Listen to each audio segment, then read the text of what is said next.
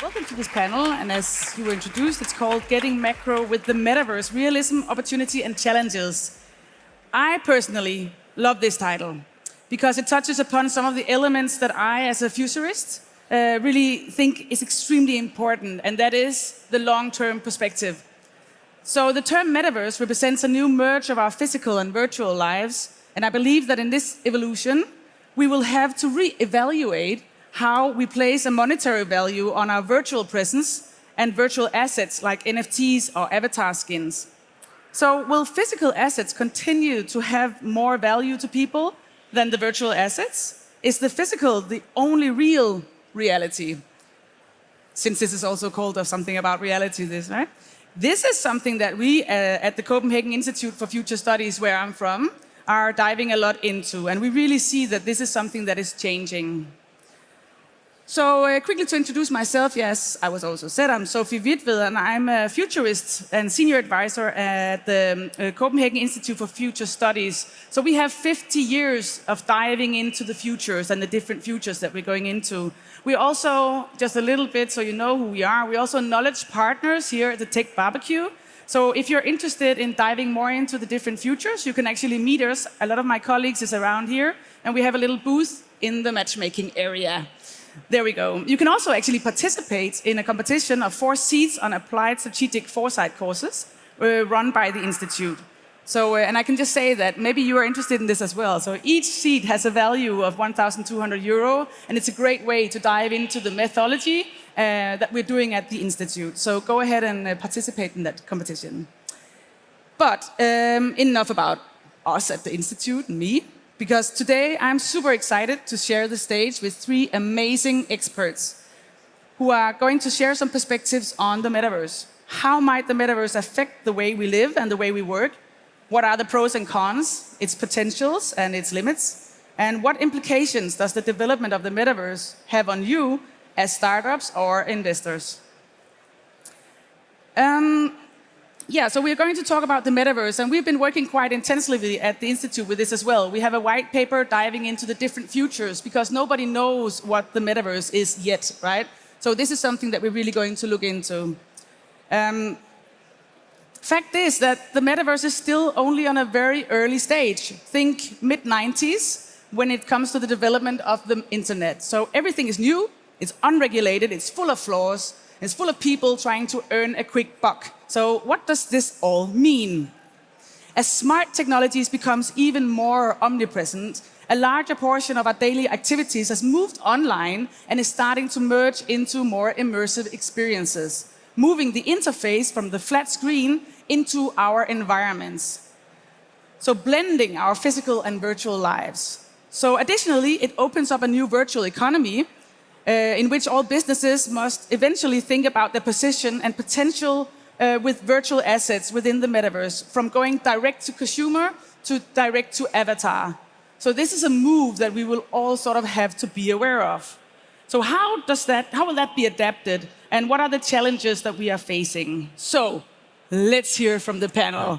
How do you define the metaverse, and what are the perspectives in your ways of? So let's start with you, Dan Burgar. Thank you very much for joining. To me, it's the 3D internet. It's the next revolution of computing, and everything is going to move towards that in terms of the internet, in terms of computing, and it's really going to, allow us to dive into this new kind of world that we're building. So the metaverse is really kind of this next iteration of the internet.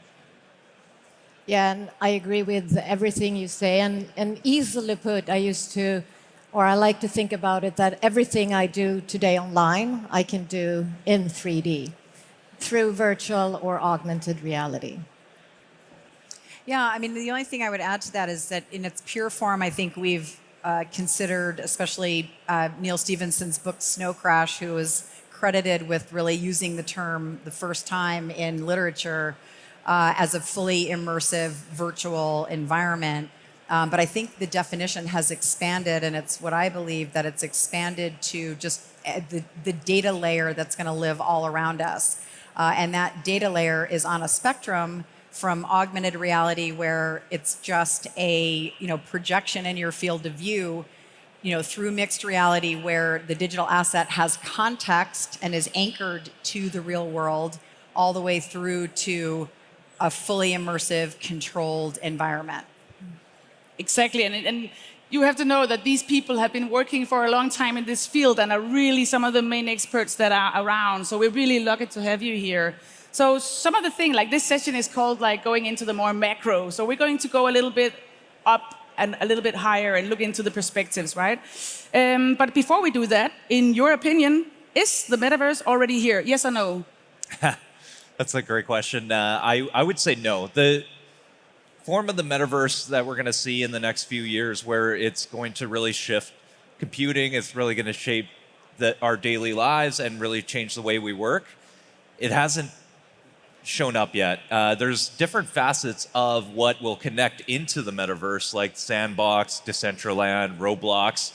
But in terms of what the metaverse will look like in a few years, where it's going to be that 3D internet, and a lot of people think that there's going to be multiple metaverse. I actually think there's only going to be one, where it's going to be much like the internet, where it's all this kind of sort of web of 3D, storefronts or 3D, ecosystems like Sandbox that will connect into that. So that's kind of my view of where we're at right now. So we're still kind of early days of the metaverse, and the piping is still being built right now.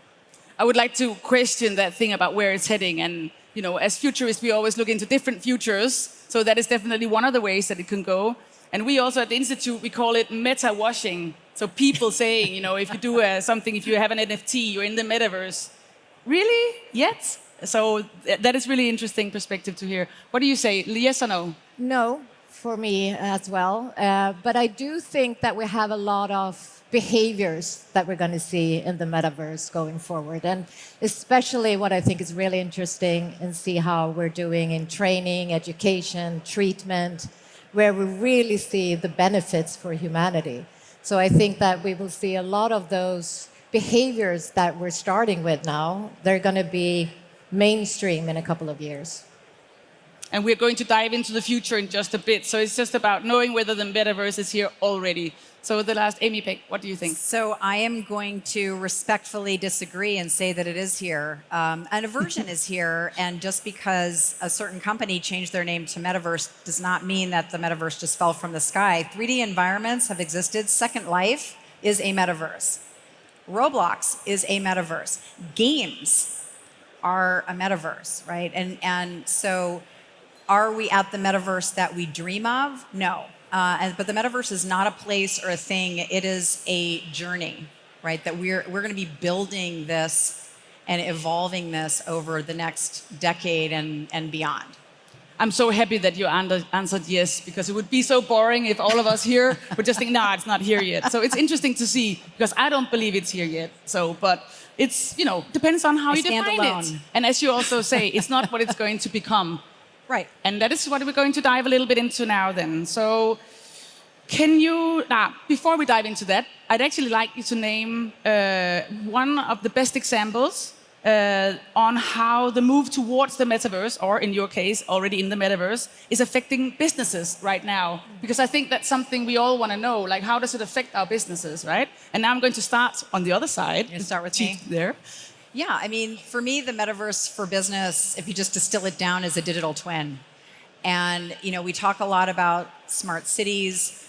We don't get to smart cities without digital twin, which enables smart buildings, which then enables smart cities. And so for me, it's the data layer. We're going to have a digital twin of the entire world. People call it the AR cloud, spatial computing. It doesn't matter what we call it. It is a digital twin of the entire planet that allows us to anchor data in a particular space. And so we're starting that now. And so a business now can build a digital twin of their manufacturing line, put an AI behind it, and build what's known as closed loop optimization. So in other words, the AI constantly monitors the productivity metrics and then will spit out ways to improve production. And that is incredibly valuable and has incredible ROI for companies. Thank you. And I'm going Emma? to give you one example that we have done where we can really see return on investment from day one. So we're working with a municipality in Sweden where it can take up to 5 years before you get the sufficient training for lifting elderly people. Because there's a huge turnover, you need to take 3 people out of work to be able to do this lifting training. So instead, we built a virtual reality simulator where you can train this from wherever you are, instead making sure that 1,700 people can do the training within a year instead. So really, to solve real problems that we're seeing, I love and I think that's where we can see the real return on investment now, where we are in the metaverse. Yeah, just to piggyback off what you said, is the training element has really blown my mind. I sat down with a company called Vario, who has one of the best VR headsets I've seen out there. And what they're doing is putting people in these headsets within helicopter pilots to be able to get their 10,000 hours without actually having to fly helicopter, essentially. So that is cutting down from the time they actually have to go through that process, get in a helicopter, and think of all the gas and resources and time that you have to put into going to the airport, getting in a helicopter, and actually going through those training hours. Through Vario, they're able to actually hop in the headset in the comfort of their own home and get that training experience and get those reps. I'm also seeing it in medical training, so being able to get doctors and surgeons to be able to get those reps in training within the surgical realm as well, and also kind of getting a sense of their environment before they hit the OR. So that's incredibly important, and getting that tactical feedback of, hey, I feel like I'm going through this process, I'm operating, and they actually get that experience, and that could cut down on multiple hours of time, days, and be able to help a lot of these surgeons be able to get that training that they need. So it also cuts down on some of the complications with surgeons, because oftentimes they're actually training on real humans. So that's really where I see the metaverse heading, and the training aspect really compels me. Thank you. And I sort of noticed, obviously, since you work, all of the three of you, in the 3D and XR space, that you're not mentioning the whole sort of infrastructure with the digital assets so much. But I know it's also a huge part of what you work with, because that's definitely also part of the development of the metaverse that we can see being affected right now. And I know that there is a session tomorrow diving a little bit more into that, and for instance, in the fashion industry as well. So check that out if you're here tomorrow as well. So let's go to the future. So 10 years, we're going 10 years into the future. Stop thinking about the technologies that you have now. This doesn't matter. It's all about the direction it's heading. So in a future perspective, what do you see as the biggest opportunities and potentials for people that are here today? What should they be aware of? So maybe you start, Emma. Well, I think that to what both Amy and Dan said, with working with digital twins to be able to streamline productions, training, educations, the way that we can democratize information in whole new ways, I think that it's going to be almost crucial for businesses to step into the metaverse and to see the opportunities that lies there. Because if companies adopt these technologies, they're going to be ahead of the competition in so many ways. Could you give an example? I'm like throwing something in here. Could you give an example of how it will look in 10 years? What way where you see like some of the companies that you're working with, they're really, they're gaining traction and really working, taking it all in just there. What we can see right off now, for example, companies using virtual reality to train their staff, they're saving 80% of their costs just from 1 year, and they have a retention of 70%, and they're reducing work-related injuries with up to 45%. So all of those things, you're also learning the company from inside out. You're learning your staff on how we're going to operate inside the metaverse through these technologies, then you're even learning the things that you need to do for work, but you're also training your staff in how we're going to operate in the future. Amy? Well, I think one of the biggest opportunities is around some of the infrastructure and some of the tools to seamlessly move assets between worlds. And so if you're a startup founder and you're looking at, where the space is going, I think there's many, many touch points and paths, but one is around optimizing those. Wow. Sorry about that. That's him. Optimizing those, oh, please come back. No. Optimizing those assets. The other is around very much human factors. The thing that I think a lot of us are missing is that we're all up here now predicting where this is going to go. The beauty of the technology that we have at our fingertips now, of which the metaverse is just one part, but you think about AI and blockchain, which are all very, very important in combination for how we build the future. It's that we all have agency in what the future is going to be. And so instead of us saying, well, this is what's going to happen or what we think is going to happen, let's approach it from a want basis and a human perspective. What would we like the next decade to look like? Because this technology can get away from us very quickly, especially AI. And we've seen the dangers of what can happen when YouTube is filled with AI fails. Some of them are very funny, some of them are a little scary. But I think it's on us in aggregate. We have a lot of power as consumers to demand that, for example, we have self-sovereign identity and we take control of our data back. So if you're working on something around KYC, extend it. Know your customer on blockchain and identity. Extend that to be an interface, a simple interface for us to manage our data. Right? And so I think both of those paths around 3D assets and 3D environments is one path as a startup or an investor.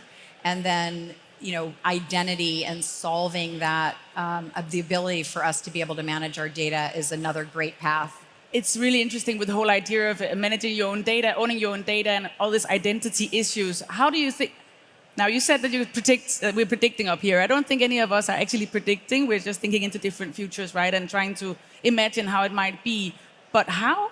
Do you think it's very plausible that we will go into work into that kind of owning our own ID on a virtual stage? I mean, that, to me, it's an imperative, right? Unless you want to be a digital lab rat. We already have recognized now that we've given away our data to big tech. And some of it's been great. Some of it has actually made our lives easier because we're getting better content. We're seeing the things that we want. But there's a nefarious component to this that, with eye tracking and with body tracking, that is medical data. And that in the hands of, corporations who are not responsible and not transparent, they can actually, the level of manipulation that can occur, because they can understand when you see a piece of content, how your pupil reacts, tells them more information than sometimes you're even conscious of. So that can be very simply, reverse engineered to manipulate us into belief systems. And we've seen that with, I'm not going to name names, but there are movements where people have gone a little bit beyond the pale in what they believe is the truth. And so you're already jumping into the next phase where we're going to look into the challenges and threats that are coming, because obviously this is very closely related. So every time we can see a potential, there's also a bit of a threat there because it's powerful tools, right? So the VR, AR, XR, the virtual worlds, it's very empathy machine is called as well. So it's something that you can really use for either good or unfortunately also bad. And we have to get these questions right. We have to work into these things. So over to you. Remember the pros. What are the, So 10 years from now, like what my prediction is, I really think that opportunities and potential. Opportunities and potential. So I really see the opportunities around changing our everyday lifestyle.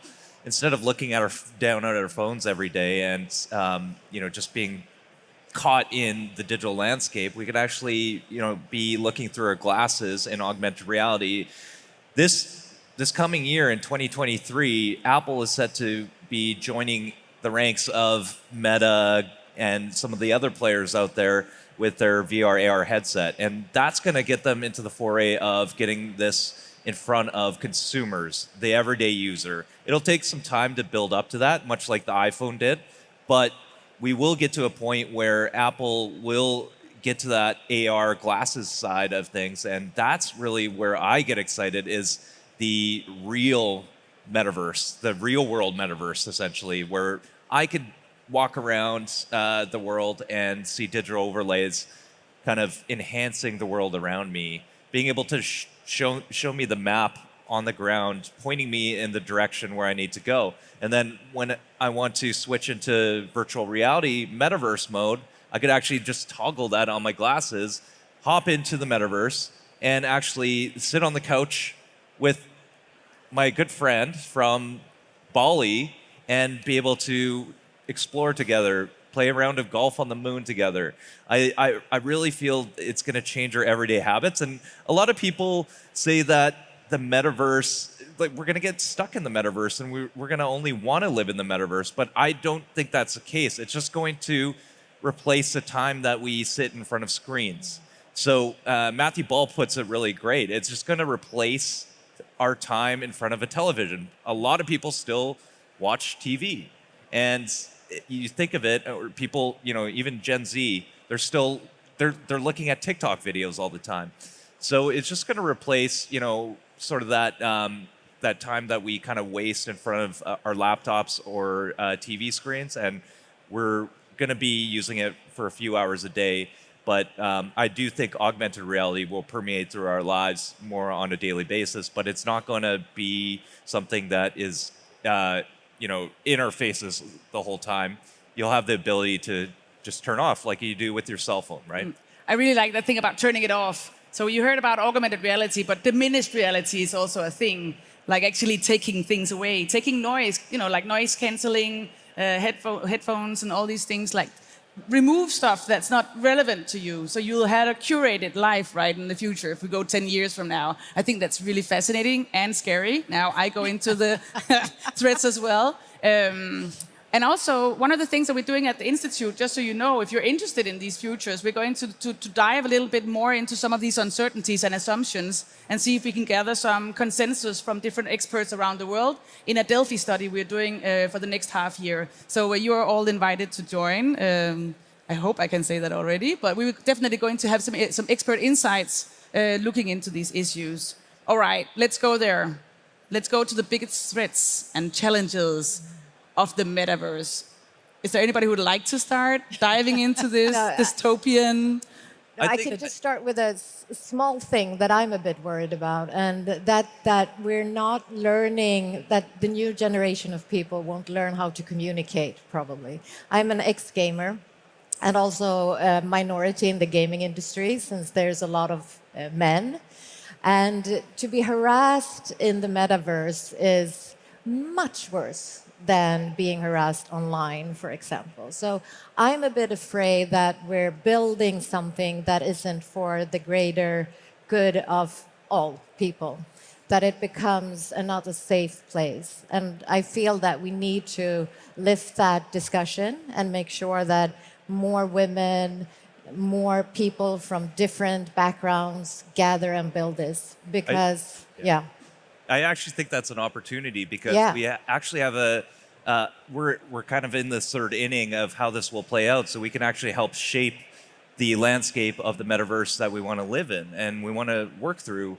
And we can sort of kind of ignore and kind of look at some of the societal issues that we have in real life and look at how do we reshape the way we look at it in the metaverse. So I think there's a really great opportunity to be able to create these diverse ecosystems and create these new communities and create something that's more inclusive to all, rather than just siloed groups of folks within the metaverse. Have you heard about Kami? Do you know Kami? She's a virtual influencer. So there are synthetic influencers coming up all the time, like Michaela, Immigram. You can follow them on Instagram and other social media. Kami, she's actually made out of 300 young children with Down syndromes.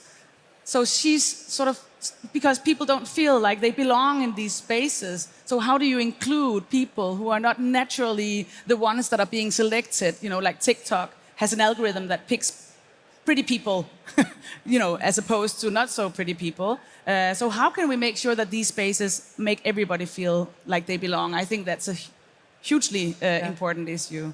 Yeah. No, and I think it also kind of goes back to identity, because when you think about my sister and I used to make fun of my mother because she'd be screaming at us, like her temples like throbbing, and then the phone would ring and she'd be, hello, and it's something we do, right? We sort of change our behavior based on the environment that we're in.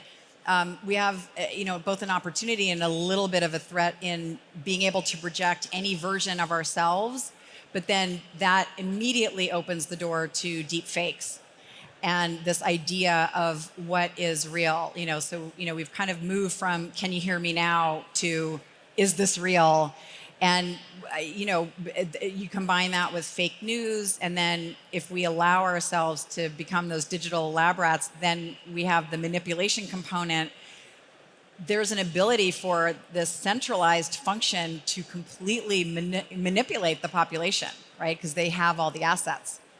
So that's why it is important, the decentral construct. And by the way, we're not going to move to a completely decentralized construct.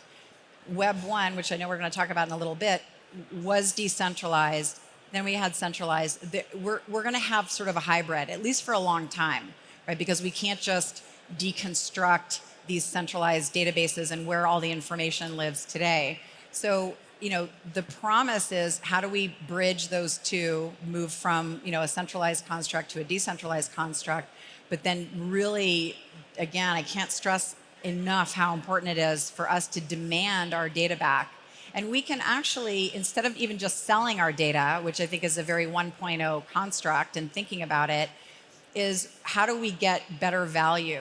And that value starts to become a one-to-one relationship between the vendor and the buyer. And that can be a brand, that can be just two, in the creator economy, it can be a creator and a buyer. But value is defined by those two people, and then use identity to be able to prove who you are, and your wallet and your 900 words to, keep that secure. But you can see that, this path is a world of opportunity, and immediately parallel is a deep, dark abyss of despair. And so we need to make sure that we pave that happy, shiny, golden road. And we have the ability, all of us, but we all have to do a little bit of work to demand that is the road that we're building. So on that note, now we're going to go into a little bit more of what can you use it for as startups or investors, right? Because what can you do now? How do you sort of start entering it the good way, being aware of all the challenges, being aware of all the potentials, being aware of where it is right now, whether it is here or not? So what is your best advice that you can give to people out here that they can take with them home and work on right now? I think people need to get started right now, no matter what sort of industry or business that you're in. This is going to shape our computing. It's going to shape our lives. It's going to change the way we look at the internet. So I think this is a really great learning education time to be able to just look at how you can be a part of the metaverse and look at how you can contribute to the community, because we're still in the early days of how this will play out. This will be, like from what I've heard from a bunch of folks, this will be bigger than the world economy at probably by 2030. That's what folks are saying. So there's a huge opportunity to play a major part of this, whether you're a retail, e-commerce brand or a fashion brand. Things are going to shift, and if you don't really understand this technology and integrate it now, you're just going to fall behind as a business. So I would definitely recommend picking up the book by Matthew Ball, How the Metaverse Will Revolutionize Everything. That's probably the best sobering kind of book that I've read about the metaverse, and it hits on a lot of the various points of how this will kind of permeate into our daily lives and how it'll affect businesses moving forward. So highly recommend that. And the other piece of advice is, don't hold your cards close to your chest. Collaborate, because this is a new industry. This is something where we can help shape the future. It's not about just helping your own company. It's about building an industry and an ecosystem, and it's going to take all of us to get there. So I really feel like a lot of the innovators, the creators in this space haven't even started in this space yet. So there's a real big opportunity in the metaverse. I mean, I look at this like we're entering a technical renaissance, probably the biggest renaissance that we have yet to have done. And we're going from a 2D screen where we have been very locked and very prohibited from expressing ourselves, I think. And we're entering a 3D space where that is our natural state. So I would just encourage everyone to kind of think big and start small and test often. But to Dan's point, just go ahead, because otherwise you're not going to be in the game. Yeah. Yeah, and I think, it really is, again, we have an opportunity to be market makers. It's not even just about solving problems anymore as a startup founder.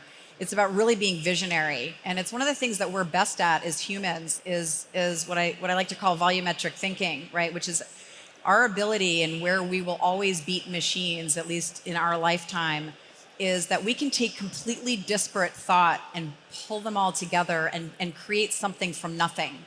And it's going to be a long time before we can train AI to do something like that. So as founders, as investors, and business people, it's like, think about how you personally want to live over the next 20 years. Like, if you could just wave a magic wand and you're 20 years from now, and guess what? 20 years from now, you're not 20 years older, right? We've got the chip. We can be any age we want. We can speak multiple languages. But what do you want that to look like? Then take that vision back and look at all of this technology that we have at our fingertips and build that road. And you'd be amazed when you do that exercise how much fun it is. Because we forget, we're very busy doing our day-to-day and the things that we have to do. So we forget how to create not only the things that we want to do, but the things that, what if we could do anything? What would that look like? And we don't actually take the time to do that. And that is where the kernel of the greatest companies of the future are, and how the companies that haven't even been born yet are going to knock out some of the companies, the Fortune 500, because more than half of the Fortune 500 that are in there today are either going to be gone completely or they're going to be out of the Fortune 500, and they're going to be replaced by some of you. So get cracking. I love that.